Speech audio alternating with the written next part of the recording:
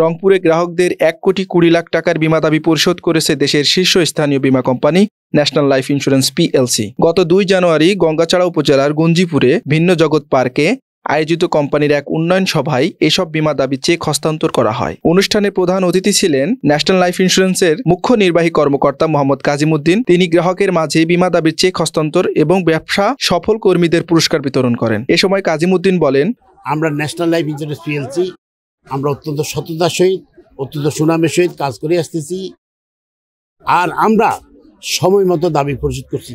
এটা শুধু আমরা বললে হবে না, আমাদের সারা বাংলাদেশে প্রায় 70 লক্ষাধিক গ্রাহক আমাদের সাথে গত 40 বছরে আমাদের বীমা পলিসি নিয়েছে।